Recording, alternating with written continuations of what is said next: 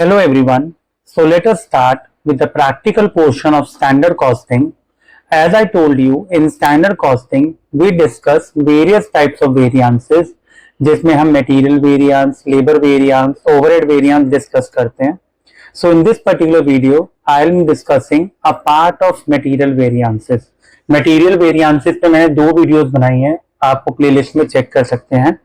तो अब जैसे हम इस चैप्टर का पहला वीडियो जिसमें हम प्रैक्टिकल क्वेश्चन डिस्कस करेंगे, तो आप ये कॉन्सेप्ट अच्छे से समझना और इसको एक सीक्वेंस में वॉच करना. ये चैप्टर बहुत सारे स्टूडेंट्स को मुश्किल लगता है, बट आप अगर वीडियो एक प्रॉपर सीक्वेंस में चेक करेंगे तो आपको चैप्टर इजी लगेगा. So material variances where we are finding out कि भाई वेरिएंस का मतलब मैंने आपको बताया था difference between what standard costing और एक्चुअल कॉस्टिंग. तो मटेरियल वेरिएंस में बहुत तरह के टाइप्स होते हैं, जिसमें आता है material cost variance, material price variance, material usage variance, फिर सब यूसेज वेरिएंस, यील्ड वेरिएंस आता है. तो वो वाले जो रिमेनिंग लास्ट के 2 पार्ट्स है वो नेक्स्ट वीडियो में डिस्कस करेंगे. सो फर्स्ट ऑफ ऑल, अब जैसे हमारे को ये क्वेश्चन है प्रैक्टिकल क्वेश्चन, जिसमें वो बोल रहा है कि आपके पास ये इंफॉर्मेशन है, तो आप मटेरियल कॉस्ट वेरिएंस निकालिए, मटेरियल प्राइस वेरिएंस निकालिए और मटेरियल यूसेज वेरिएंस निकालिए. तो before moving on to the practical, तो सबसे पहले let us discuss the theory part of it, और मैं इसमें फिर आपको फॉर्मूले भी एक्सप्लेन करूंगा और फिर हम इस क्वेश्चन पे मूव करेंगे. सो let us see the theory part. So see, material variances में we have 5 or 6 different types of variances. So I'll be discussing few in this video and few in next video. ये जो अभी मैं इसका theory part discuss कर रहा हूँ, यही हमें अभी जब हम प्रैक्टिकल क्वेश्चन सॉल्व करेंगे तो उसमें हेल्प करेगा. तो ये थ्योरी के पर्सपेक्टिव से भी इम्पोर्टेंट है और जो अभी हम प्रैक्टिकल क्वेश्चन करेंगे उसके लिए भी इम्पोर्टेंट है. तो आप साइड बाय साइड स्क्रीनशॉट ले सकते हैं और बीच में 1-2 क्वेश्चन आएंगे जहां मैं आपको कहूंगा स्पेसिफिकली आपको इस पर फोकस करना है. तो देखिए, पहली टाइप जो वेरिएंसेस की आती है that is material cost variance. अब कॉस्ट वेरिएंस क्या बताता है कि standard cost of material and actual cost of direct material में क्या डिफरेंस है, उसको हम वेरिएंस बोलते हैं. तो देखिए, this is the difference between the standard cost of direct materials specified for the output achieved and the actual cost of direct material used. इसका सिंपल फॉर्मूला होता है material cost variance is equal to standard cost of actual output minus actual cost, और short form में MCV equals to SC minus AC. SC means standard cost, AC means actual cost. अब standard cost का formula क्या होता है? आपने बोला standard cost, भाई एक्चुअल कॉस्ट तो मिल जाएगी, तो स्टैंडर्ड कॉस्ट का क्या फॉर्मूला होता है फॉर एक्चुअल आउटपुट? ये मैं आपको जो पहला क्वेश्चन प्रैक्टिकल का भी करवाऊंगा तो वहां पर आपको अच्छे से क्लियर करूंगा. तो आप इसका फॉर्मूला देख लीजिए. स्टैंडर्ड कॉस्ट निकालने का फॉर्मूला क्या होता है? Standard quantity for actual output into standard price. Standard price generally हमें क्वेश्चन में गिवन होता है और मोस्टली इसकी वैल्यूज भी गिवन होती है स्टैंडर्ड क्वांटिटी की. अगर नहीं गिवन होगी तो हम स्टैंडर्ड रेशियो की हेल्प से करेंगे, जो मैं आपको प्रैक्टिकल क्वेश्चन में एक्सप्लेन करूंगा. तो standard cost for actual output का फॉर्मूला क्या है? Standard quantity for actual output into standard price. और एक्चुअल कॉस्ट का क्या फॉर्मूला है? Actual quantity into actual price. Actual price किसका? मटेरियल का. अब प्राइस पर केजी भी हो सकता है, पर यूनिट भी हो सकता है, बट मटेरियल का जनरली पर केजी रहता है. तो अगर हम इस फॉर्मूले को थोड़ा वाइड करके ओपन करें तो मटेरियल कॉस्ट वेरिएंस का फॉर्मूला क्या हुआ? स्टैंडर्ड कॉस्ट का फॉर्मूला इसने क्या बताया? Standard quantity into standard price. तो ये वाला पार्ट हमने शॉर्ट फॉर्म में करके लिख दिया. और actual quantity into actual price, AQ into AP minus करना है, तो ये हमारा कॉस्ट वेरिएंस आएगा. अगर आंसर पॉजिटिव आएगा तो हम F लिखेंगे फेवरेबल, और अगर आंसर नेगेटिव आएगा तो हम एडवर्स लिखेंगे. तो पहला कॉस्ट वेरिएंस कौन सा था मटेरियल में? That is material cost variance. Next, material price variance. अब यहाँ पर हम प्राइस को कंपेयर करते हैं. प्राइस का मतलब क्या है? अब बेसिकली व्हाट हैपेंस इज कि कोई भी स्टैंडर्ड प्राइस आपने पे किया या एक्चुअल प्राइस पे किया, उसमें क्या डिफरेंस है, तो उसको आप देखेंगे. तो देखिए, ये मैंने अलग बुलेट जान के इसमें एक्सप्लेन किया है. Material price variance, this is that portion of material cost variance which is due to the difference between the standard price specified and the actual price paid. तो बेसिकली यहाँ पर क्या स्टैंडर्ड प्राइस स्पेसिफाई था और क्या actual price आपने पे किया, इसका फॉर्मूला देखिए क्या है. Material price variance is equal to standard price minus actual price into actual quantity. तो इसमें सिंपल है, इसके अंदर आपको स्टैंडर्ड क्वांटिटी की जरूरत नहीं है, क्योंकि ये सिर्फ प्राइस के डिफरेंस को कंसीडर करता है कि स्टैंडर्ड प्राइस आपको कितना पे करना चाहिए था और एक्चुअल में आपने कितना पे किया। तो स्टैंडर्ड प्राइस, तो देखिए फॉर्मूला इसने शॉर्ट फॉर्म में क्या लिखा, SP minus AP that is actual price into actual quantity. तो इस वाले फॉर्मूले में हमारा स्टैंडर्ड क्वांटिटी का कोई यूज नहीं है। तो ये हमारा सेकंड वेरिएंस हो गया। लेकिन अब इसमें देखिए एक ना शॉर्ट क्वेश्चन आ जाता है, ये वाला, what is material price variance, और कौन कौन से केसेस ऐसे हैं जहां पर आप जनरली क्या करते हो, वेरिएंस अराइज हो जाता है। वेरिएंस अराइज मतलब आप एक्चुअल में ज्यादा पे कर रहे हो और स्टैंडर्ड प्राइस क्या था, कम। तो reasons for material price variance, या आप ये भी बोल सकते हो what are the cases where the firm is paying more prices then the standard price. तो देखिए फर्स्ट पॉइंट ये है, change in market price of material. Market price change हो गया जब आपने स्टैंडर्ड प्राइस सेट किया था और अब एक्चुअल प्राइस जो उसमें डिफरेंस आ रहा है इसलिए। Failure to purchase the specified quality thereby resulting in a different price being paid। जो आप क्वालिटी चाहते हो वो आपको नहीं मिल रही, तो आपको उसके लिए हायर प्राइस पे करना पड़ रहा है। Change in quantity of material purchase and thereby leading to lower और हायर क्वांटिटी डिस्काउंट। कई बार होता है ना, आप बल्क ऑर्डर खरीदते हो तो आपको डिस्काउंट ज्यादा मिलता है, तो क्वांटिटी आप उतना परचेज नहीं कर पा रहे। Not availing cash discount where when standard set took into account such discount. मतलब अब जब आपने स्टैंडर्ड प्राइस सेट किया था तो वहां पर आपने बोला था कि अगर हम कैश में पे करेंगे तो हमें डिस्काउंट मिल जाएगा, लेकिन फर्म क्या कर रही है, कैश पे नहीं कर पा रही, हो सकता है कैश फ्लो नहीं है उतना, तो इस कारण आप डिस्काउंट अवेल नहीं कर पा रहे। तो मटेरियल प्राइस वेरिएंस में क्या आ रहा है, डिफरेंस आ रहा है। इनएफिशिएंट परचेजिंग, आपकी कोई स्केड्यूल परचेजिंग नहीं है, ठीक है। और चेंज इन डिलीवरी कॉस्ट, भाई ट्रांसपोर्टेशन लेट से पेट्रोल डीजल महंगा हो गया तो उसके कारण जो प्राइस है, जो कॉस्ट है वो ज्यादा आ रही है। और रश परचेजेस, रश परचेजेस क्या होता है, बेसिकली जब आपकी प्लानिंग प्रॉपर नहीं होती, आपको लगता है मार्केट में शॉर्टफॉल आ जाएगा या मार्केट में प्राइस बढ़ने के ज्यादा चांसेस है, तो एट दैट टाइम आप क्या करते हो, रश परचेजेस करते हो। आपको डर है कि स्टॉक आउट ना हो जाए, so that is also part of rush purchases. तो क्या रीजन है मटेरियल प्राइस वेरिएंस के, वो ये है। थर्ड जो इस वाली वीडियो में हम डिस्कस करेंगे that is material usage of, that is quantity और you can say quantity variance, material usage और क्वांटिटी वेरिएंस। अगेन ये फॉर्मूले अभी जब हम क्वेश्चन सॉल्व करेंगे यहाँ तब हम यूज करेंगे, तो आप इसका स्क्रीनशॉट या आप साइड बाय साइड लिख लेना, it would be very easy, ठीक है।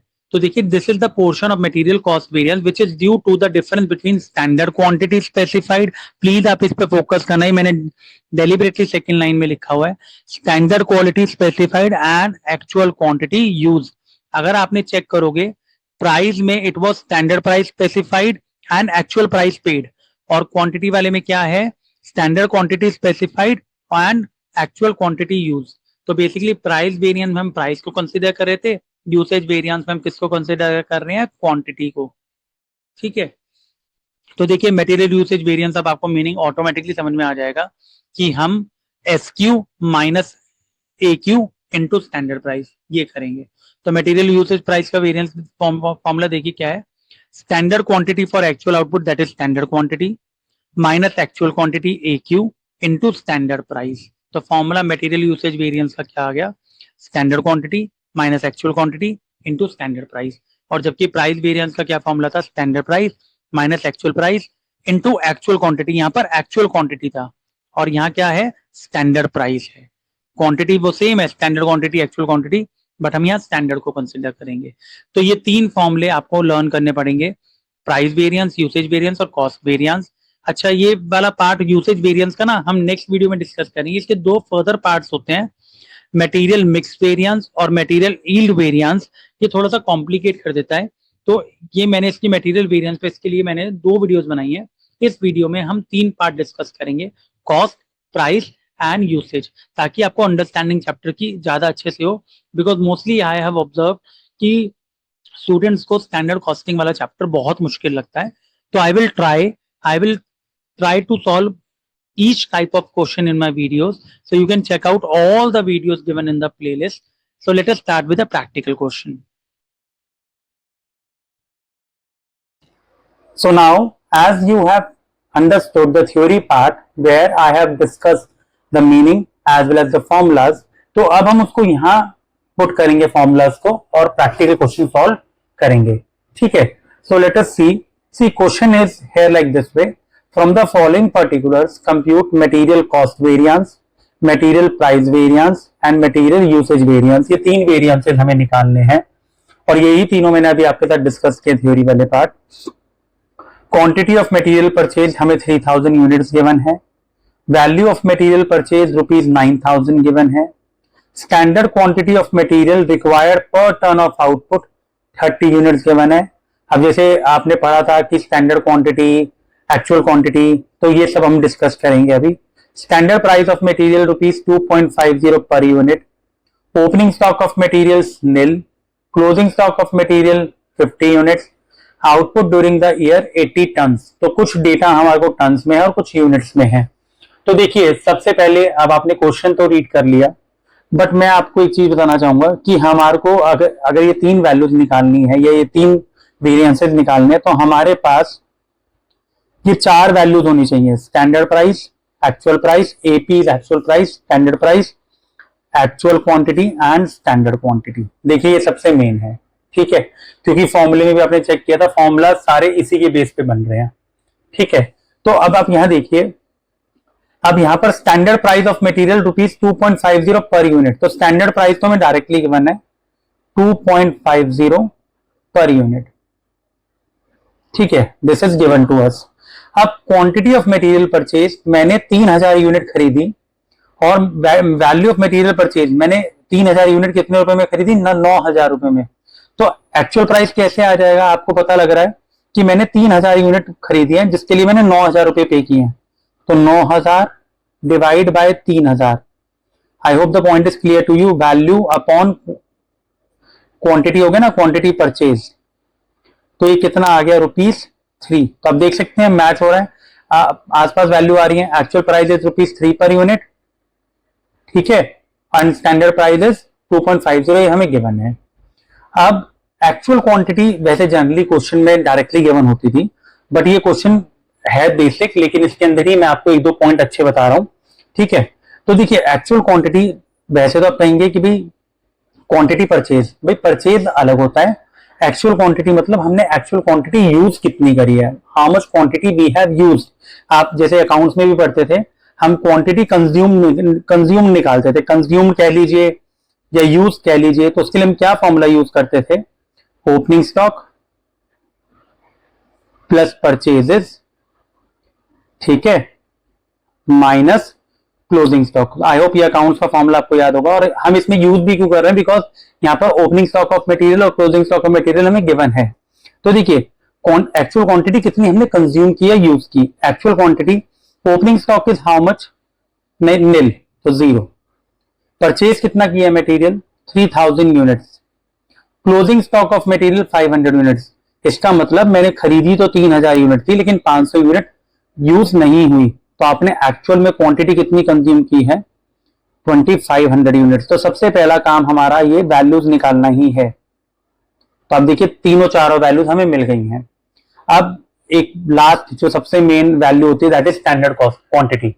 अब देखिए स्टैंडर्ड क्वांटिटी का अगर आप मतलब समझेंगे ना, तो स्टैंडर्ड क्वांटिटी का मतलब होता है actual quantity in standard ratio. ये थोड़ा सा आप समझना, ये हर क्वेश्चन में आपको थोड़ा सा परेशान करता है इसमें, लेकिन सिंपल है। देखिए actual quantity in standard ratio, अब यहां क्या बोल रहा है, आउटपुट ड्यूरिंग द पीरियड। आपने एक्चुअल क्वांटिटी कितनी प्रोड्यूस की, 80 टन्स। तो ये टन्स में गिवन है, हमें यूनिट्स में निकालना है। लेकिन क्या कह रहा है, standard quantity of material required per ton of output. Standard ratio क्या हो गई कि standard quantity of material required per ton of output. एक टन ऑफ आउटपुट बनाने के लिए हमें ऑन एन एवरेज कितनी स्टैंडर्ड क्वांटिटी चाहिए, 30 यूनिट्स, और आपने एक्चुअल आउटपुट कितना बनाया है, 80 टन्स। तो 80 इंटू 30, तो ये कितना हो गया, 2400 यूनिट्स। तो ये हमारी स्टैंडर्ड क्वांटिटी आ गई। तो standard quantity means actual quantity की जगह आप इसको ऐसे कर लीजिए एक्चुअल आउटपुट, ये ज्यादा बेटर रहेगा, कहीं आप एक्चुअल क्वांटिटी इसमें कंफ्यूज ना हो जाए। तो I am just cutting it of and I am writing actual output in standard ratio. Simple terms में हम इसको इस तरीके से बोल सकते हैं तो एक्चुअल आउटपुट इज 80 टन और एक टन बनाने के लिए कितनी क्वांटिटी चाहिए 30। तो देखिए टन को हमने यूनिट से मल्टीप्लाई कर दिया, तो टन इंटू यूनिट्स, तो ये 2400 यूनिट्स, तो हमारे को ये दोनों वैल्यू यूनिट्स में आ गई और ये रुपीज पर यूनिट में आ गई, rupees per unit. I hope आपको ये पॉइंट क्लियर हुआ होगा। एक्चुअल क्वांटिटी कौन सा है? Actual quantity means actual quantity used. Standard quantity कैसे निकलेगी? Actual output and standard ratio. Standard ratio हमारे को इसमें डायरेक्टली गिवन है, आने वाली वीडियोस में आपको ये मिलेगा कि ये पार्ट हम कैसे करते हैं, तो थोड़ा कॉम्प्लिकेट बन जाता है, बट आप साइड बाय साइड सारी वीडियो देखेंगे तो आपको क्लियर हो जाएगा। ये हमारा मेन पार्ट था। अब सिंपल हमें फॉर्मूला यूज करना है और अपना आंसर निकालना है। तो आप पहले इस वाले पार्ट तक आप पहले समझ लीजिए, आप कॉपी कर लीजिए, उसके बाद we will move on to the explanation part जहां पर हम फॉर्मूला यूज करेंगे। तो लेट्स से सबसे पहला हम यही कर लेते हैं, मटेरियल कॉस्ट वेरिएंस, क्योंकि सबसे मेन यही होता है हमारा मटेरियल कॉस्ट वेरिएंस। इसका फॉर्मूला अगर आप देखेंगे ना, तो फॉर्मूला वहां पर सिंपल था, standard cost minus actual cost, लेकिन उसको हमने किस तरीके से रिप्रेजेंट किया था? स्टैंडर्ड कॉस्ट कैसे करते हैं? Standard quantity into standard price minus actual quantity into actual price. तो देखिए सारी वैल्यूज हमने निकाल लिया। स्टैंडर्ड क्वांटिटी इज 2400, अब आपको कैलकुलेटर यूज करना है, सॉल्व करना है। Standard price is 2.50 minus actual quantity is 2500 and actual price is 3 rupees. तो आप देख सकते हैं वैल्यू इसमें ज्यादा आ रही है 7500 और ये वैल्यू कम बनेगी। तो मैं आपको बता देता हूँ ये आंसर नेगेटिव आएगा 1500, जबकि नेगेटिव आ रहा है तो इसका मतलब ये वैल्यू क्या शो करेगा? माइनस आ रहा है, क्योंकि अब अल्टीमेटली माइनस कैसे आ रहा है? ये वैल्यू आ रही है 6000 माइनस 7500, ये 7500 ये 6000, तो माइनस में आ रहा है। लेकिन हम माइनस नहीं लिखते, हम ब्रैकेट में क्या लिखेंगे? एडवर्स। एडवर्स का मीनिंग ही क्या होता है? माइनस। हम कभी भी ऐसे माइनस 1500 लिखोगे तो आपके नंबर कट जाएंगे पेपर में। तो स्टैंडर्ड कॉस्टिंग के चैप्टर में हम लोग क्या करते हैं? माइनस की जगह हम एडवर्स लिखते हैं, अगर पॉजिटिव आता तो फेवरेबल करते हैं। आई होप ये आपको क्लियर हुआ होगा। तो पहला पार्ट हमारा निकल गया, material cost variance. We are moving very slow. Let us move on to second part, that is material price variance. मैं अभी जो वीडियो है ना, इस वीडियो में एक और क्वेश्चन करवाऊंगा इसी के बेस पे, ताकि आपको और अच्छी क्लैरिटी हो।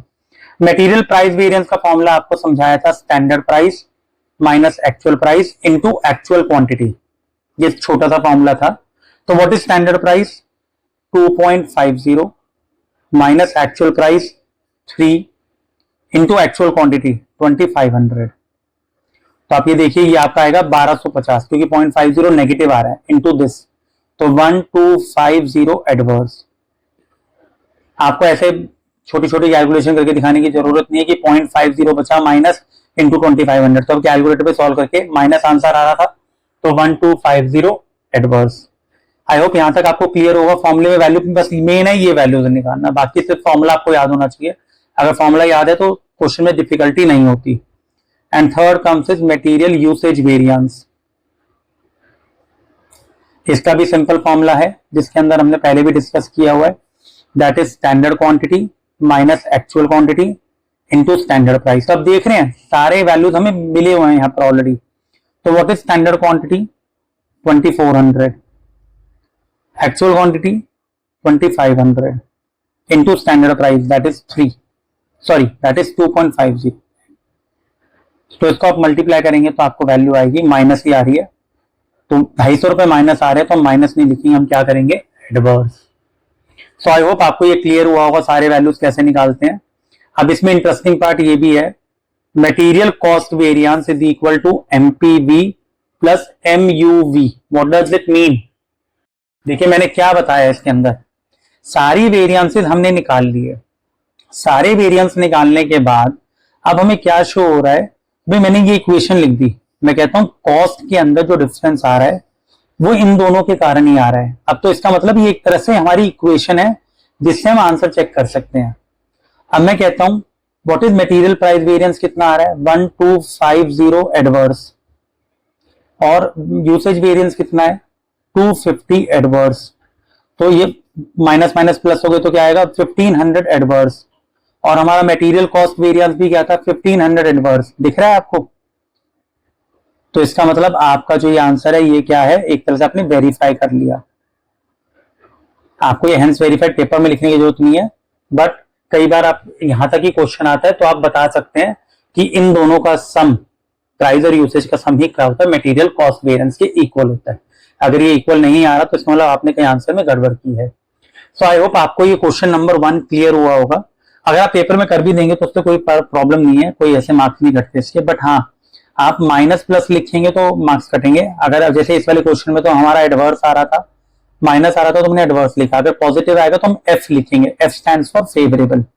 सो प्लीज मेक श्योर आपको ये 4 वैल्यूज निकालनी आनी चाहिए।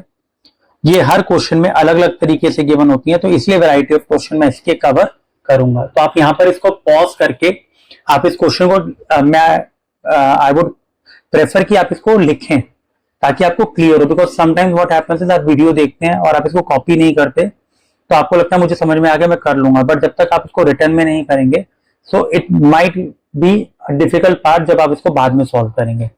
सो इसको पॉज कर लीजिए, स्क्रीनशॉट ले लीजिए and let us move on to question number 2। So question number 2 इससे और थोड़ा टेक्निकल होगा, let us start with it. So see question number 2 I have written here. अब ये थोड़ा सा उससे अच्छा क्वेश्चन है क्योंकि वो भी क्वेश्चन इंपॉर्टेंट था, बट ये अब हम थोड़ा सा और आगे टेक्निकल पार्ट पे मूव करेंगे। For making 10 kg of Gamco the standard material requirement is this. Gamco is let's say a product जिसके अंदर फॉर मेकिंग 10 kg ऑफ गेमको हमें मटेरियल, 2 मटेरियल चाहिए ए और बी। वहां पर ऐसा नहीं था, वहां पर सिर्फ एक ही मटेरियल की बात हो रही थी। मटेरियल की एक, अगर 10 kg आपको गेमको बनाना है तो आपको मटेरियल ए चाहिए 8 kg और उसका रेट है per KG 6 rupees. B material 4 kg और उसका रेट है 4 rupees per KG. During April 1000 kg of Gemco were produced. The actual consumption of material is as under. तो अब यहां पर आप चेक कीजिए, यहां पर एक चीज आपको चेक करनी है, 10 kg है, ये 1000 kg है, ठीक है। तो पहले हम इसको मैच करेंगे, कैसे मैच करेंगे वो यहां मैं टेबल बनाकर दिखाऊंगा। अब आपने 1000 kg बनाए गैमको का अप्रैल के महीने में, तो आपने ए का यूज किया 750 kg और रेट वहां पर स्टैंडर्ड रेट 6 था जबकि मार्केट रेट 7 था जिसमें हमने यूज किया या परचेज किया। बी का हमने क्वांटिटी यूज किया 500 और रेट था 5 rupees. Calculate material cost variance, material price variance, material usage variance. So I hope आपको फॉर्मूलास उसके क्लियर ही हैं। अब जब भी ऐसे अलग अलग टाइप ऑफ मटेरियल आ जाते हैं ना तो हमें टेबल बनाना पड़ता है। वहां पर सिंगल मटेरियल था तो हमें टेबल बनाने की जरूरत नहीं थी, तो अभी यहाँ पर हमें क्या बनाना पड़ेगा, टेबल। इसके लिए आप थोड़ा सा आप पॉज करके टेबल बनाइएगा, लेकिन पहले मैं टेबल का फॉर्मेट आपको बता दूं, ठीक है। तो देखिए सबसे पहले हम लोग यहां लिखते हैं मटेरियल, ठीक है, जिसके अंदर मैं यहां लिखूंगा let's say A and B, ठीक है। और अब यहां पर आप चेक कीजिए जो एक्चुअल डेटा है ना हम उसको चेंज नहीं करते, एक्चुअल फॉर 1000 kg, क्योंकि 1000 kg के हिसाब से बोल रहा है कितना इसने कंज्यूम किया। अब यहां पर आप देखिए क्या लिखेंगे, quantity, rate and amount. Similarly आप यहां लिखेंगे क्वांटिटी, रेट एंड अमाउंट। तो आपको समझ आना चाहिए, यहां पर हम लिखेंगे एक्चुअल की वैल्यूज और यहां हम किसकी लिखेंगे, standard. Standard for again what 100 kg, ऐसा नहीं स्टैंडर्ड फॉर 1000 kg कि यहाँ 10 kg है या 1000 kg है तो यहाँ 10 और 1000 नहीं, जो एक्चुअल में हमें 1000 गिवन था हम इसको कन्वर्ट कर लेंगे। कैसे कन्वर्ट करेंगे वो भी हम देखेंगे। तो जो हमारे को देखिए हमने अप्रैल में 1000 kg माल बनाया तो हमने मटेरियल एक कितना क्वांटिटी में यूज किया, तो let me write down the values now. So 750 हमने ए का यूज किया एंड 500 हमने बी का यूज किया। रेट हमें डायरेक्टली गिवन थे 7 एंड 5। तो अब इसमें क्या करेंगे, अमाउंट निकालने के लिए इन दोनों को मल्टीप्लाई करेंगे, तो ये आएगा 5250 और ये आएगा 2500। तो इसमें हम जनरली ऐसे ही कर लेते हैं और इसका टोटल आएगा 7750। तो ये आप देख रहे हैं बड़ा सिंपल था क्योंकि डायरेक्टली हमें वैल्यूज गिवन थी। अब आ जाइए इस पे। अब यहां देखिए जब हम स्टैंडर्ड सेट करते हैं तो हमने एक बजटेड वैल्यू ले ली कि 10 kg अगर हम बनाएंगे गेमको का तो हमें 8 kg लगेगा ए का, लेकिन अगर मैं 1000 kg बनाऊंगा तो कितना लगेगा। अब आप देखिए 8 kg मटेरियल 10 kg बनाने के लिए 8 kg लग रहा है ए का, तो 1000 kg बनाने के लिए कितना लगेगा, 8/10 इंटू 1000, जैसे यूनिटरी मेथड करते हैं, सिंपल, ठीक है ना। अगर 10 केजी बनाने के लिए आपको 8 केजी चाहिए, तो 1 केजी बनाने के लिए कितना चाहिए होगा, 1 केजी, 8/10। लेकिन 1000 केजी बनाना हो तो क्या करना पड़ेगा, 8/10 इंटू 1000। तो इसको करा तो ये आ गया 800 केजी।